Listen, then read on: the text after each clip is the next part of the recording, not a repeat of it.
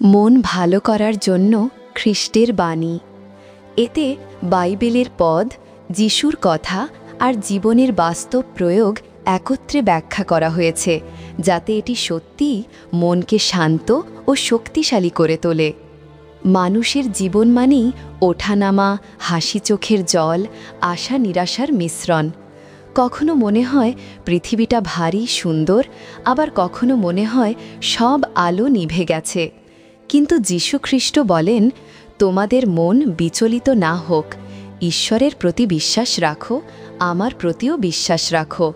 এই বাক্যটি শুধু সান্ত্বনা নয়, এটি এক আশ্বাস। খ্রিস্ট আমাদের শেখান, জীবনের ঝড় যতই বড় হোক, ঈশ্বরের ভালোবাসা তার থেকেও বড়। ঈশ্বর তোমায় ভালোবাসেন নিঃশর্তভাবে। যিশু বলেছেন, যেমন পিতা আমাকে ভালোবাসেন, আমিও তেমনই তোমাদের ভালোবাসি, তোমরা আমার প্রেমে স্থির থাকো। এই পৃথিবীতে অনেক সময় মানুষ আমাদের ভুল বোঝে, তুচ্ছ করে বা দূরে সরিয়ে দেয়, কিন্তু খ্রিস্টের ভালোবাসা কখনো বদলায় না। যে মুহূর্তে তুমি নিজেকে একা মনে করো, মনে রেখো যিশু তোমার পাশে আছেন। তার চোখে তুমি মূল্যবান, কারণ তিনি তোমার জন্য নিজের জীবন উৎসর্গ করেছেন। প্রতিদিন সকালে আয়নায় তাকিয়ে বলো, আমি ঈশ্বরের সন্তান, আমি প্রিয়, আমি মূল্যবান। এই ভাবনাই মনকে শান্ত করে তোলে। দুঃখের মধ্যেও আশা আছে। যিশু বলেছেন, পৃথিবীতে তোমরা কষ্ট পাবে, কিন্তু সাহস রাখো, আমি পৃথিবী জয় করেছি। যোহান 16:33। জীবনের প্রতিটি দুঃখই চিরস্থায়ী নয়। যেমন রাত শেষে সূর্য ওঠে, তেমনি অন্ধকার শেষে আসে আলোর সময়।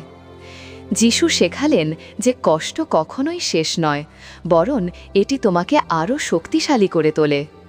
যখন তোমার কাজ ব্যর্থ হয় বা সম্পর্ক ভেঙে যায়, তখন মনে রেখো, ঈশ্বর নতুন দরজা খুলে দিতে পারেন, যা তুমি এখনও দেখতে পাওনি। শান্তি আসে বিশ্বাস থেকে। যিশু বলেছেন, আমি তোমাদের শান্তি দিচ্ছি, যেভাবে পৃথিবী দেয় না। তোমাদের হৃদয় বিচলিত না হোক। যোহান 14:27। পৃথিবীর আনন্দ ক্ষণস্থায়ী, টাকা, সাফল্য, প্রশংসা সবই একদিন ফিকে হয়ে যায়, কিন্তু ঈশ্বরের দেওয়া শান্তি স্থায়ী। এই শান্তি আসে যখন আমরা বলি, প্রভু, আমি তোমার উপর ভরসা রাখি। যখন মন অস্থির হয়, তখন একটু নীরব হয়ে প্রার্থনা করো, প্রভু যিশু, আমাকে তোমার শান্তি দাও, আমার ভয় তোমার হাতে তুলে দিলাম। এটি এক আশ্চর্য প্রশান্তি এনে দেয়। যিশু বলেছিলেন, যার সামান্য আছে সে যদি কৃতজ্ঞ হয়, তাকে আরও দেওয়া হবে। লুক 19-এর ভাবার্থ। জীবনে যতই কম থাকুক না কেন, কৃতজ্ঞ হৃদয় আনন্দে পূর্ণ থাকে। যখন তুমি ঈশ্বরকে ধন্যবাদ দাও, তোমার শ্বাস নেওয়ার জন্য, পরিবারের জন্য, এমনকি আজকের সূর্যের জন্য, তখন মন ভারমুক্ত হয়।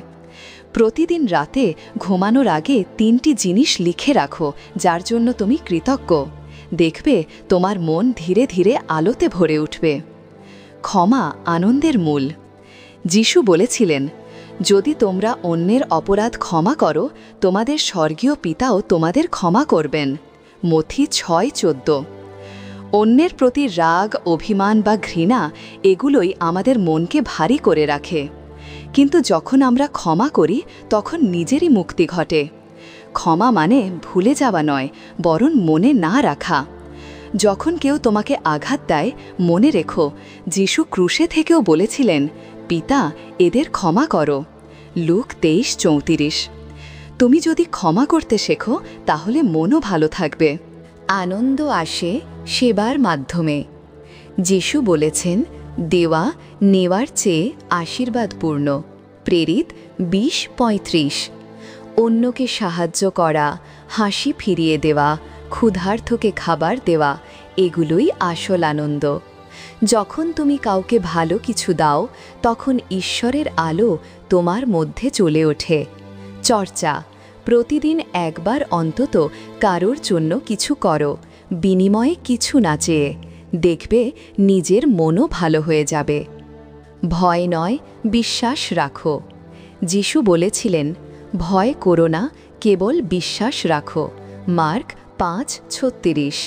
ভয় আমাদের শক্তিকে নষ্ট করে দেয়, কিন্তু বিশ্বাস আমাদের আশায় বাঁচিয়ে রাখে। যখন পরিস্থিতি কঠিন হয় তখন বলো, আমার ঈশ্বর বড়, সমস্যা নয়। পাহাড়ের মতো বাধা এলে মনে রেখো, ঈশ্বর সেই পাহাড় সরাতে পারেন। তোমার কাজ কেবল বিশ্বাস রাখা। প্রার্থনা মনকে আলোকিত করে। যিশু বলেছিলেন, তোমরা প্রার্থনা করো আর তোমরা পাবে। মথি 7:7। প্রার্থনা মানে কেবল চাইতে থাকা নয়, এটি এক আলাপ, তোমার হৃদয়ের সঙ্গে ঈশ্বরের সম্পর্কের সময়। যখন তুমি মন খুলে যিশুর সঙ্গে কথা বলো, তখন সমস্ত দুঃখ যেন গলে যায়। দিনের শেষে নীরবে বলো, প্রভু, আজ যা কিছু ঘটেছে সব তোমার হাতে তুলে দিলাম। আমাকে শক্তি দাও আগামীকাল আবার শুরু করতে। ঈশ্বর তোমার ভবিষ্যৎ জানেন।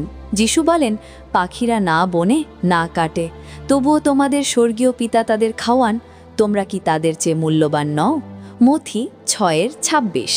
যখন ভবিষ্যৎ অনিশ্চিত লাগে, মনে রেখো, ঈশ্বর তোমার জীবনের পরিকল্পনা জানেন।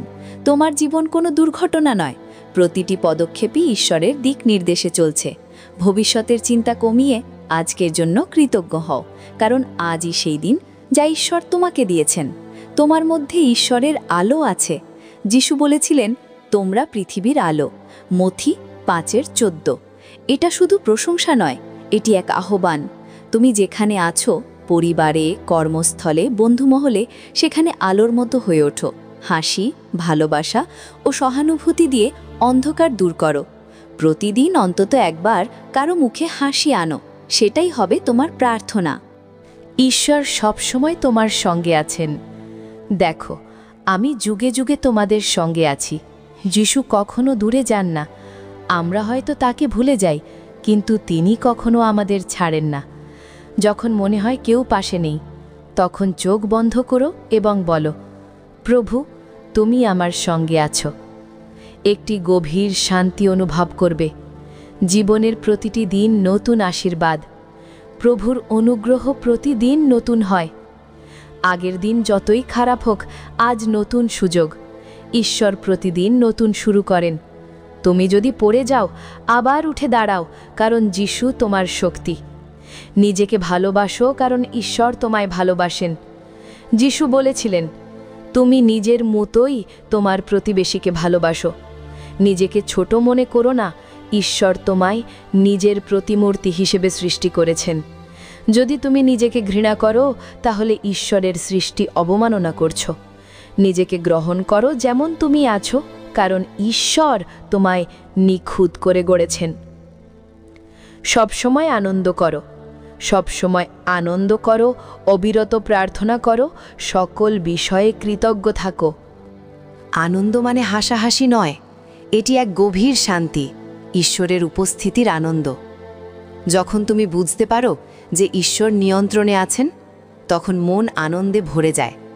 সবাই ভালো থাকুন, সুস্থ থাকুন, ঈশ্বর আপনাদের মঙ্গল করুন। জয় যিশু।